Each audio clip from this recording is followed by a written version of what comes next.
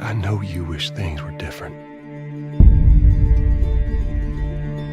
I wish things were different. Ellie! But they ain't. I'm gonna say something you might not want to hear. A lot of people don't. I used to be one of those people. But now that I've played it and finished it, I can confidently say The Last of Us Part 2 is the single greatest game I have ever played, and probably the most important game I've ever played in my life, and also probably the best piece of media content. You can't stop this. Better than any film, any story I've ever been told, anything I've ever experienced. It stands far above everything. And my God, my life has changed.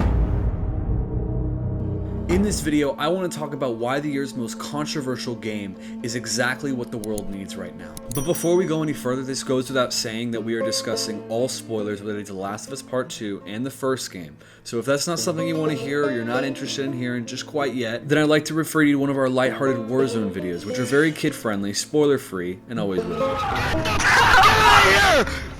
Okay. Let's get right to it. The general consensus about this game is that the graphics, the gameplay, the combat are all off the charts.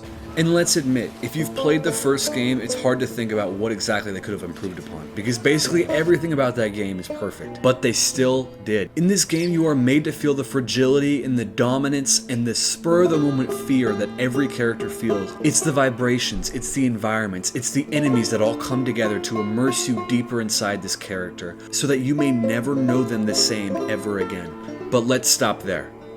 Immersion. That's what I want you to hold on to when we talk about this, because that's what the greatness of this game hinges upon. Beyond the combat, there is an unpredictable, heartbreaking, emotionally shocking experience that will wring out your emotions like no other game has. The story is designed to get a reaction out of you. You're meant to feel uncertain about these characters. Why do we like them? Did we really know Joel and Ellie? Did we really know anybody? Do we really know Abby? It forces you to become arrested by the addiction and obsession that Ellie and Abby have with revenge. But the crazy thing is, how in the world are we supposed to be okay with playing the second half of the game as someone who is so quick to spit on the dead face of Joel after smashing his head in with a fucking golf club? Now let's say something edgy here. I'm not the first to say it though, a lot of critics have said the same. This game would not work without the second half being exactly what it is.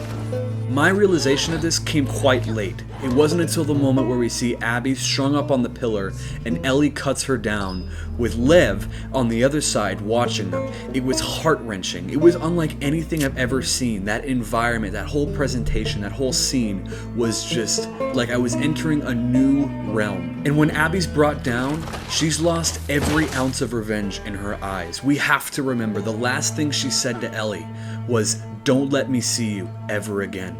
And you can see her rethink those words in her eyes and let it go just like that as she turns her back to Ellie and walks towards this boat. And Ellie is just shell-shocked. Abby now bleeds nothing but empathy and forgiveness. And Ellie, who is crippled by everything that this journey of revenge has costed her, forces Abby to get out of the boat and still fight her. And you can see the look on Abby's face when she does it. She's only going to accept that fight out of pure sorrow for Ellie.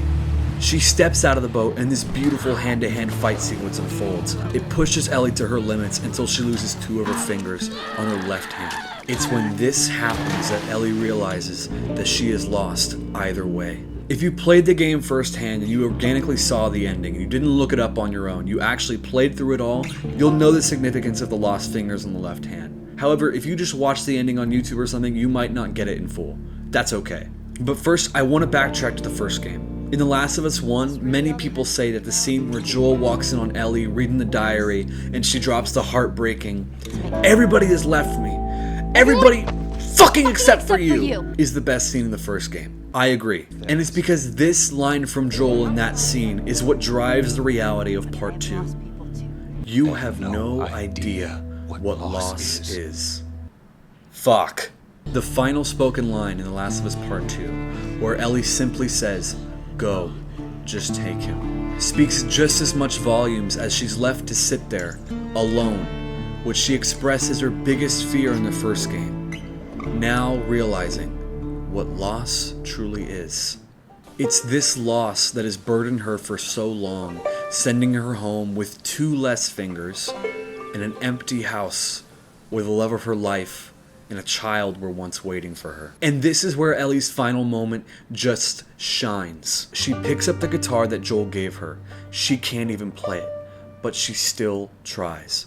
Of the few things that Joel left behind for her, her ability to use it is ridden.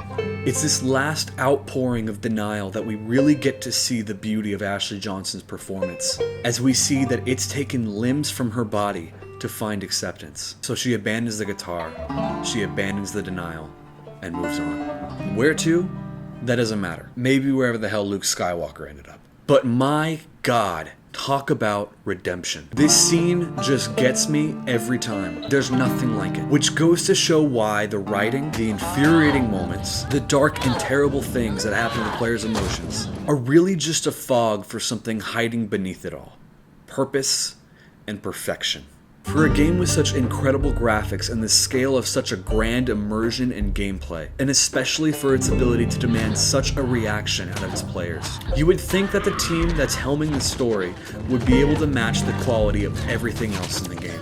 In my opinion, it absolutely does. In fact, it's what drives and commands every element in the game. It is all in service to what power this story carries. The innovation of this game comes primarily from the reaction it forces out of its player. Neil Druckmann and his team have said countless times throughout so many interviews that they got the exact reaction that they intended. This was all on purpose so that when the player finally reaches the end of their contagious revenge story, their desperate journey to fulfill their anger and hatred for Abby or whoever the hell, is finally justified and makes you second guess yourself right in the moment when it matters. This is a game that forces you to reckon with reality and forces you to deal with it and see what you're gonna fucking do about it. Now you can easily put the controller down and get your $4 for it from GameStop, or you can power through it and be rewarded for it. Why do we have this habit of dismissing things at first glance? This game wants to show you both sides so that you can see the light that's looming behind the darkness. And I think it's so funny that with this uprising of cancel culture, which is more rampant than ever, that this is the message that we're getting right now. How far will we have to go before we start giving people second chances and see things from the other side? Will we ever reach that far? What will happen to us if we don't? The Last of Us 2 doesn't want to fall into that trap.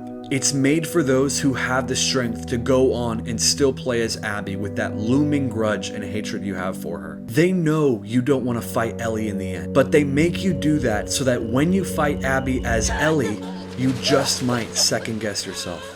And any game that can make me do that has my congratulations. The game is molded to change the player's life, and it is molded to make you think about it till the day you die. That's what expert storytelling does, and that's the obligation that I'm given as a writer and an artist. So if you ask me my opinion, Naughty Dog has taken that obligation and historically redefined it. They've set a likely unreachable standard for future stories, even beyond just games. And I will admit, before this came out, my hype died. The leaks ruined it for me. I thought Naughty Dog ruined the series, I wasn't going to play this, and I cared nothing for it. But then this lingering thought kept coming back to me. Why the hell would such talented people make such an insane storytelling choice and not have any purpose behind it? I am so glad I gave it a second chance, because I was rewarded for it. And if you're on the fence, I invite you to do the same, because I promise you will find your reward too. So yes, not only is this the single greatest game of all time for me, but it is the single greatest piece of media content I have ever experienced. There's so much more that I can discuss, and maybe I'll make some more videos about it in the future, but I gotta keep this brief. Tell me your thoughts on The Last of Us 2. I genuinely want to know.